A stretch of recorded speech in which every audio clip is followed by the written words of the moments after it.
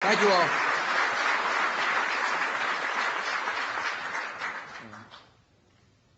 Whatever successes this administration has had in combating global poverty, Colin Powell gets a lot of credit.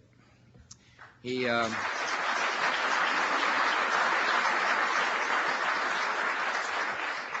will spend some time talking about our responsibility as government to address global poverty.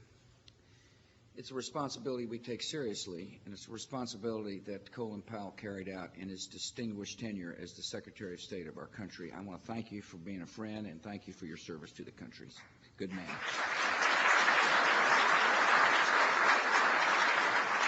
Thank you all for allowing me to come by to speak. I appreciate the co-founders and the leaders of the global development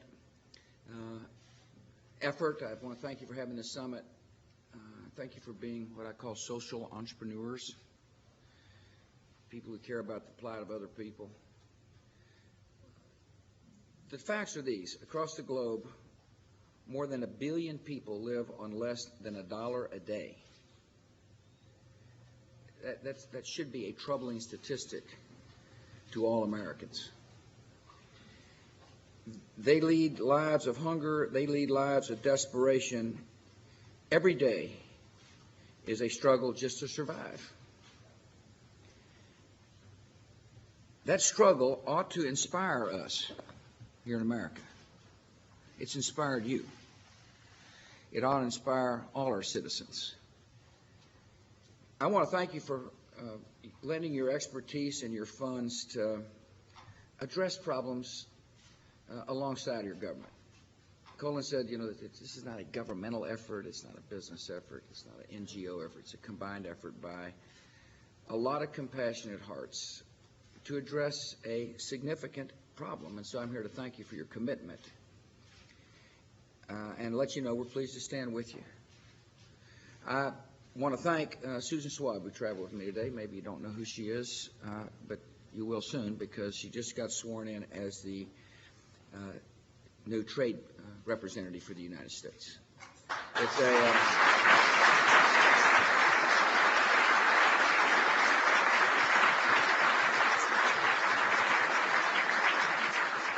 so, like, who do you pick to be the trade minister? Well, you pick somebody who's a good negotiator, for starters. Somebody who understands that opening markets is in our national interest, and that when you open a market, you make sure, as we open our markets, you make sure you're treated fairly. That's what we want. So we want to be able to tell the American people that free trade is good for our country, but fair trade means that it's responsible, and so she understands that. She'll be a good, hard negotiator, but she also understands something I understand, and that is trade is one of the best ways to help lift people out of poverty. And I'll talk about that.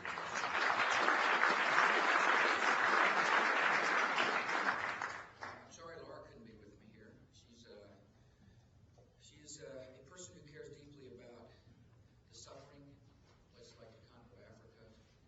When she travels, she brings the message to the people there that a lot of Americans care deeply about AIDS, care deeply about hunger, malaria. She sends her greetings. I'm lucky she said yeah when I asked her to marry me. I think this country's lucky to have her as an ambassadoress for the good hearts of the American people.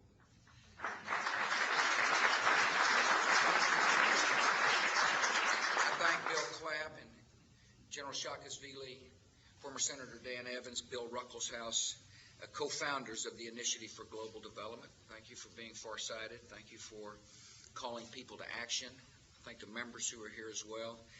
I appreciate Ambassador Randy Tobias. He had a pretty easy job there in Indianapolis at one time. I asked him, I said, look, Randy, you got management skills and you care. Why don't you serve your country? Okay? Why don't you come here to Washington, D.C. and put up with all the rhetoric and the noise and the sharp elbows and do something for people around the world? And he did. He ran our HIV/AIDS initiative, and he did a really good job. America's on the leading edge of fighting HIV/AIDS, and one of the reasons we're effective is because of Randy Tobias. And now he's so I'm confident he wanted to leave. See, he said, I got to place in Montana where I can fish. I think you got one in Montana, don't you? Yeah, he started talking about his fishing place in Montana. My answer was, you're not through yet. I said, you need to run USAID. It's an important part of helping deal with global poverty. It's an important part of our strategy. I want to thank you for staying on, and I want to thank you for your hard work and your vision. You represent the very best of corporate America. You get your skills, you make a living, and then you come and serve your fellow countrymen and the world. Randy, I really thank you for the inspiration and the example you've set.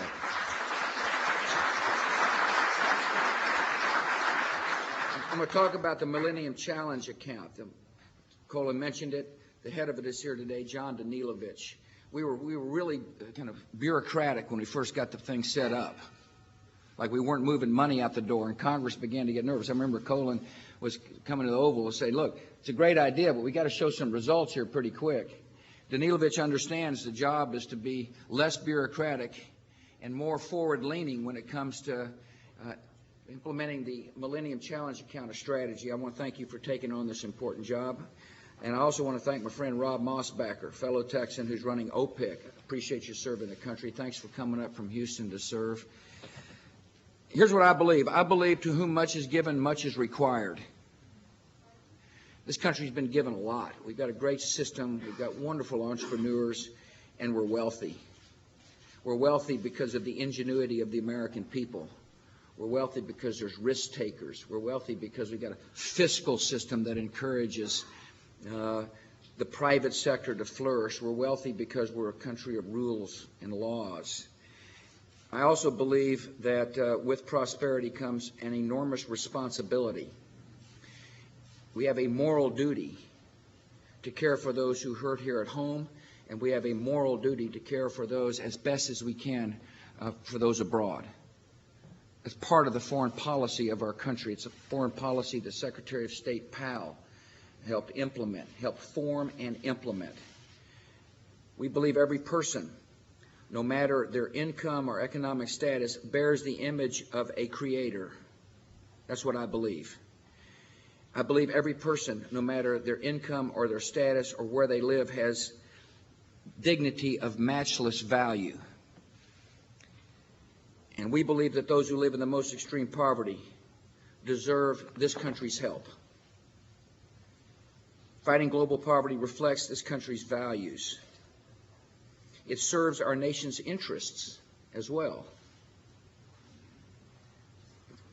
It's the country's economic interests that we fight global poverty. Because as developing nations grow in prosperity, they create better lives for their citizens and markets for U.S. products. It's in our security interests that we fight global poverty. Because weak and impoverished states are attractive safe havens for terrorists and tyrants and international criminals. We believe that young people without opportunities are susceptible to ideologies of hatred. And so by helping poor nations create a more hopeful future, we've not only built prosperity, we reduce the appeal of radicalism. Our values and our interests draw us to the same conclusion. The reduction of extreme poverty in our world must be a key objective of American foreign policy.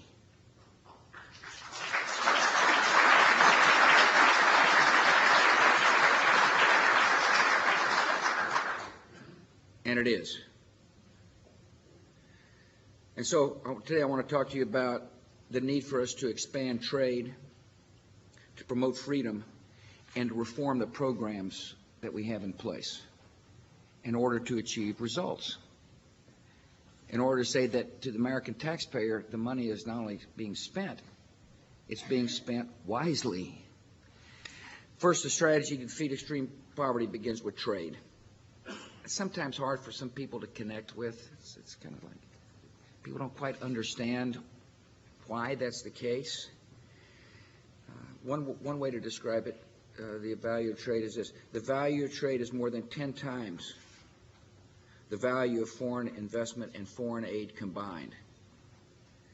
In other words, prosperity as a result of trade is more likely, 10 times more likely, to have a positive effect on somebody living in a poor society than just investment in grants. History has shown what I'm talking about. Take the example of South Korea. Probably hard for some to remember back in the 50s, particularly if you were born in the 60s.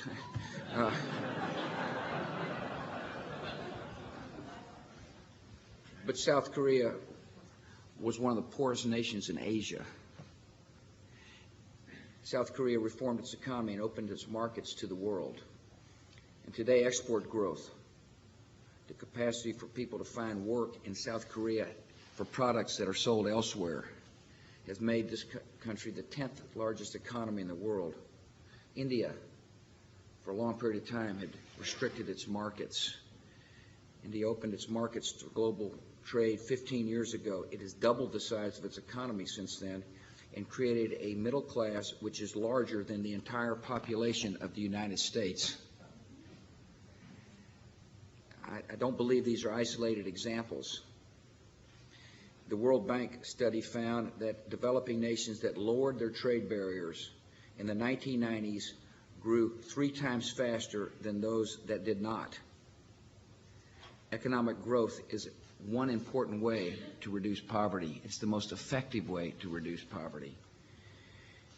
The best way to help millions mired in poverty is to expand the benefits of global trade.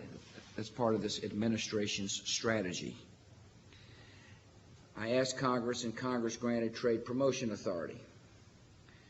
It took a lot of work, as you recall, Mr. Secretary, but it was a necessary part of our capacity to expand trade, and since then we've completed negotiations on free trade agreements with 15 nations on 5 continents with a combined population of 200 million people. We built on the success of the African Growth and Opportunity Act. For those of you who follow the economic vitality of Africa, you know that AGOA has been a very effective policy. It was put in place by my predecessor, President Clinton, and we signed into law the AGOA Acceleration Act. In other words, we took the step that President Clinton took and took it farther. And it's worked. That's what's important for our citizens to understand.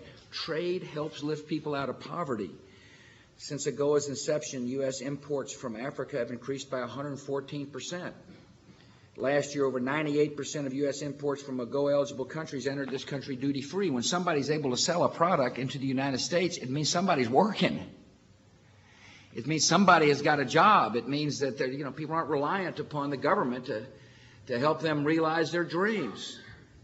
This is like AGOA has created new opportunities. Americans have got to understand that when we talk about trade, we're not only talking about enhancing economic growth and vitality, we're helping people get out of poverty. Trade is an important part of making sure that we implement this strategy. The AGOA showed that bipartisan cooperation here in Washington is possible. And one thing you can help is to make sure that bipartisan cooperation on other trade agreements is possible in Washington, D.C.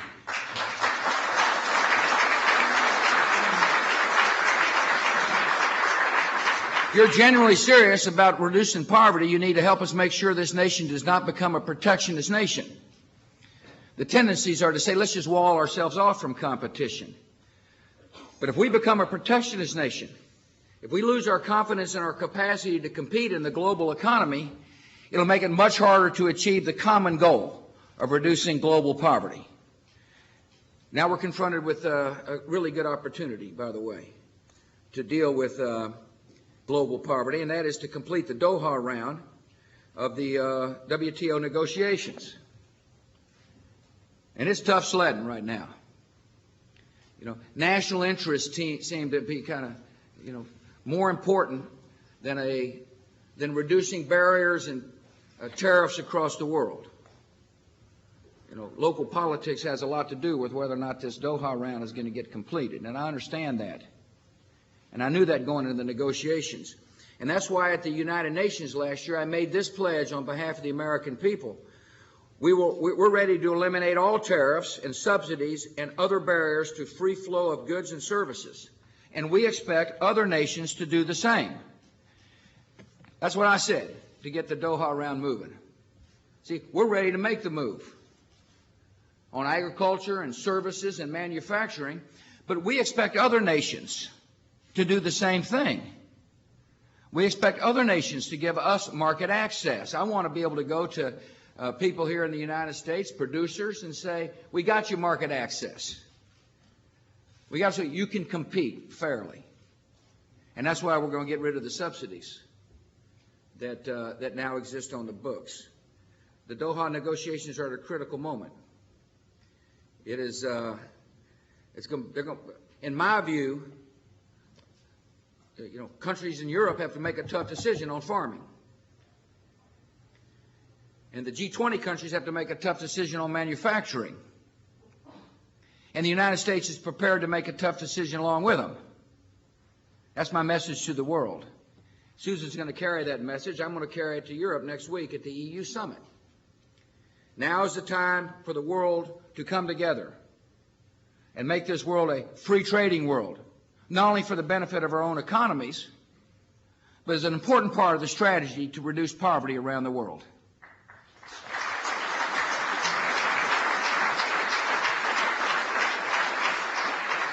I think we have to expand freedom in order to reduce poverty. Free nations produce the vast majority of the world's economic output.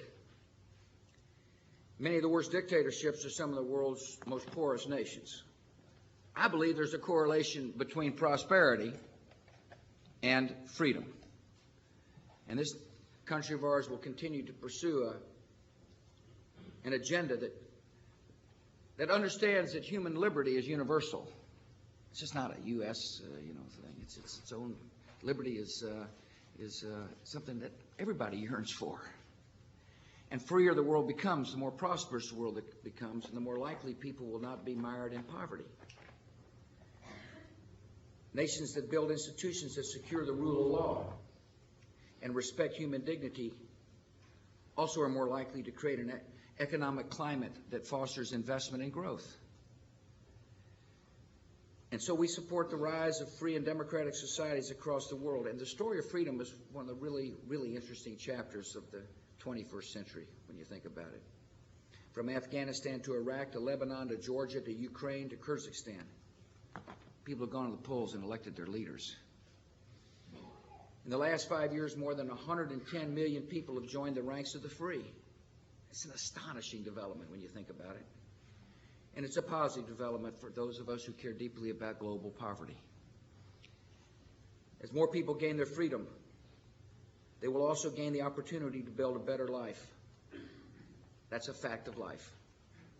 And so this country has got to be confident in our willingness and our desire to help free people from the clutches of tyrants. I said in my second inaugural speech, the goal of this country ought to be to end tyranny in the 21st century. I could have easily have said, one way to reduce global poverty is to reduce tyranny in the 21st century. Free peoples need to do more than cast their ballots. We recognize that. Going to the polls is not the kind of freedom necessary to reduce global poverty.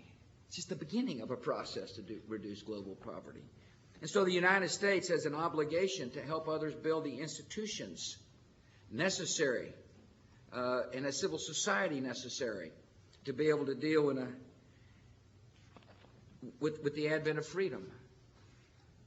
And so we're helping new democracies build free institutions that are responsive to the people's needs. And we're doing so through in organizations like the National Endowment of Democracy.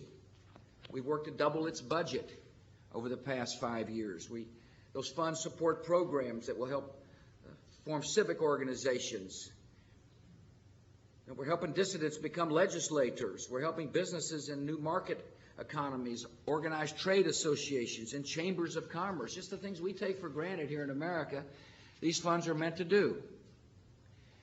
It's one thing to promote trade, it's one thing to promote freedom, but we got to recognize that our own aid programs have got to help complement those objectives. In other words, we want results from the money we spend. That's what the American people expect, by the way. See, when we talk about foreign aid, they expect the foreign aid to mean something. I travel around a lot. Think about people out there that are working hard for a living and they say, you know, you're spending this money overseas. Why? And the answer is because not only do we have a moral duty, it's in our national interest to do so. But I've got to be able to tell them as well, and anybody in elected office has got to be able to say, we're making a difference with the money. Okay? It's actually producing results. For decades, we provided aid with good intentions. We didn't always ask if we were getting good results. One of the great reforms of Colin Powell's tenure as Secretary of State is he started asking, you know, what are the results of the programs? You know, what are we achieving? Since 2002, we've committed to increase the resources we devote to fighting poverty across the world. As Colin mentioned, since taking office, we more than doubled assistance around the world from $10 billion to $27.5 billion. It's the largest increase, by the way, of foreign aid since the Marshall Plan. And you get a lot of credit for that, Mr. Secretary. I remember you come into the Oval Office saying, let's put our hearts out there for people to see. And one way to do it is by increasing our budgets. I want to remind you what we're doing with that money. We're fighting HIV/AIDS, and we're helping countries fight malaria. We're expanding education for women and girls. We're rewarding developing nations that move forward with economic and political reform. And by the way, shortchanging these efforts, Congress has got to understand, in shortchanging these efforts, if they choose to do so in the appropriations process, they would undercut our long-term security and dull the conscience of our country. I urge Congress to serve the interests of America by showing the compassion of America and approve my full funding request for foreign assistance this year.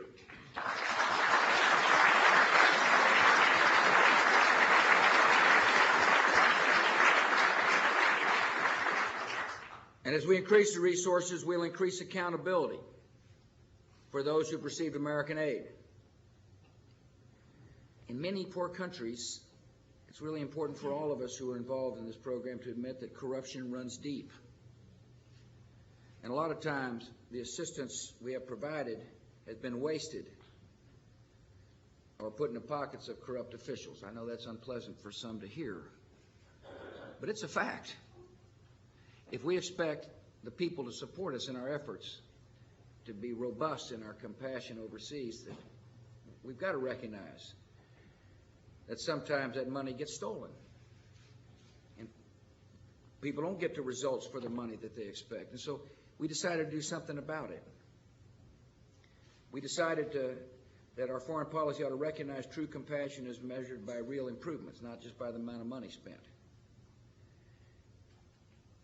And real improvement is the goal of our assistance.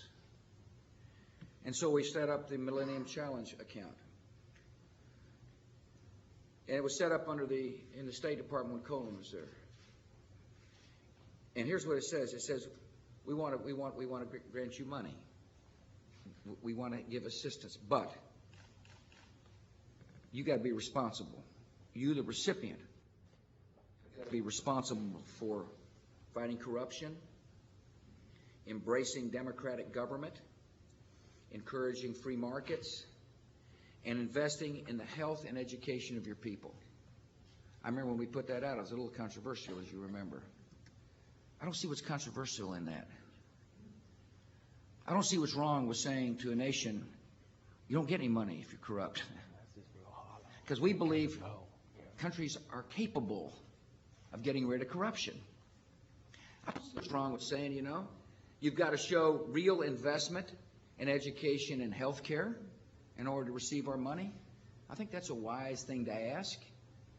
I think if part of the goal is to encourage economic development, we ought to say to countries, in return for U.S. aid, open your markets so you can enhance the prosperity of your citizens. Every nation that applies for a Millennium Challenge grant develops its own priorities, develops its own strategies. But one of the things we do, and this is what Danilovich does and his staff does, they develop clear goals that are measurable. So we say, this is what you're going to do, fine. Show us as time goes on that you're doing it. So far, 8 nations have compacts in place. It's worth over $1.5 billion. Additional 15 countries are now negotiating with the Millennium Challenge account. And, you know, we're going to get the money out the door so long as they meet the criterion. But the point I'm trying to make to you is that Wise use of government monies can help us achieve objectives which lead to the reduction of global poverty. And so we're just through spending the money without asking for results. We're an optimistic nation. We believe countries have got the capacity to change. That's what we believe. We refuse to accept the status quo. It's time for other countries around the world to demand anti-corruption regimes. If we're truly interested in reducing global poverty, those of us who are granting money need to stand up with a united voice and say we're not going to tolerate corruption.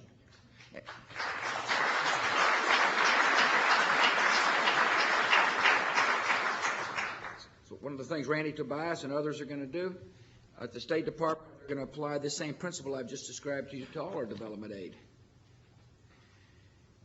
We're going to insist upon transparency and performance and accountability. We're going to ensure that every American aid dollar encourages developing nations to build institutions necessary for long-term success. And we're going to help developing nations achieve economic independence. That's what we're going to do. We're going to get away from this notion about, kind of just analyzing monies based upon, a percentage of this, that, or the other. We're going to be generous in our contribution and demand results in return. Now, what's interesting about the goal of eliminating poverty is that about 85% of American resources to the developing world come from the private sector. It's one thing for me to talk, and now I'm changing from what we're doing to encouraging you to continue doing what you're doing. The truth of the matter is, our generous nation is the generosity of our nation is reflected in the private sector a lot. I think that's what makes us such a unique country. Government helps. Government does a lot. As I said, we doubled aid.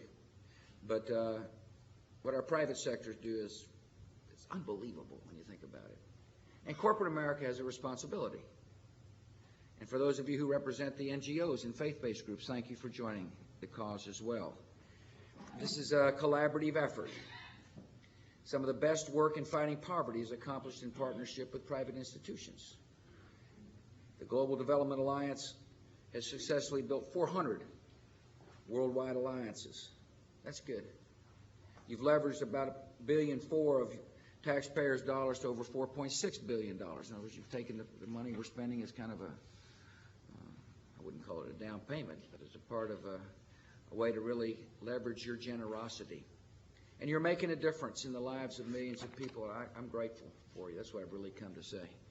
I've come to assure you that the effort to eliminate global poverty is an integral part of our foreign policy.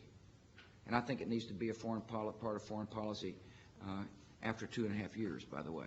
I think it needs to be part of the calling of the United States in the 21st century.